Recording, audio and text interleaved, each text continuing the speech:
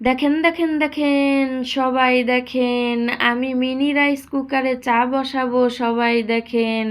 আসসালামু আলাইকুম, আপনারা সবাই কেমন আছেন? আশা করতেছি আল্লাহর রহমতে অনেক বেশি ভালো আছেন। আমি এই মিনি রাইস কুকার অনেক দিন যাবৎ ব্যবহার করতেছি, কিন্তু এখনো চা বসাই নাই। আজকে ফাইনালি চা বসিয়ে ফেললাম মিনি রাইস কুকারে। এই মাল্টি ফাংশন মিনি রাইস কুকারগুলা কিন্তু অনেক ভালো। প্রথমেই কিন্তু আমি 2টা মিনি রাইস কুকার কিনছিলাম না, একটা কিনছিলাম। তো ভালো পাইছি, এর কারণে কিন্তু আমি আরও একটা কিনছি।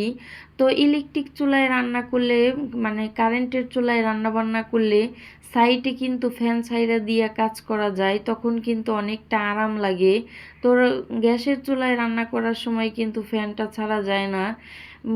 রান্না করার সময় কিচেনের ভিতরে অনেক বেশি গরম, এর কারণে ছোট ফ্যানটা আমি কিচেনেই রাখি। যখনই আমি রান্না বান্না করি তখনই ফ্যান ছাইরা দিয়া, মানে কিচেনে আসলেই আমি ফ্যান ছাইরা দিয়ে রাখি। অনেকটা আরাম লাগে, কাজ করতে শান্তি লাগে।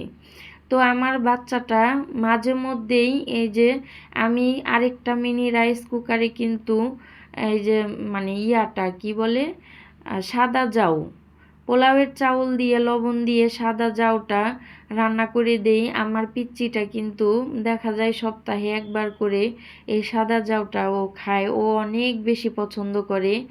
তো এইখানে কিন্তু মানে আমার চাটা জাল করা হয়ে গেছে।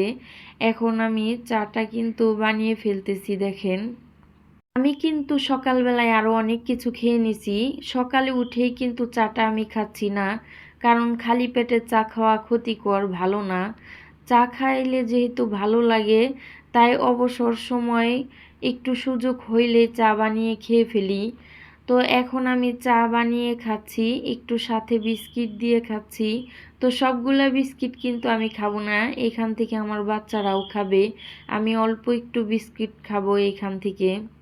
আমাকে নিয়ে যারা যারা সমালোচনা করে তাদেরকে জানাই অসংখ্য অসংখ্য ধন্যবাদ, কারণ তাদের জন্যই কিন্তু আমি অনেকটা শক্তপোক্ত হয়ে গেছি। দেখা গেছে যে আমি যাও একটু অলসতা করব, সেই অলসতাও কিন্তু আমি করি না। যে না, তা মানে ওই সমালোচনা শুনে আমার মনের ভিতরে আরও অনেকটা জোর পাই আমি। কি বলবো, কিছু বলার নাই। আগে থেকেই কিন্তু আমি অতটাও অলস না, কিন্তু তারপরেও দেখা গেছে তাদের সমালোচনার কারণেই আমি এখন একদমই অলস না।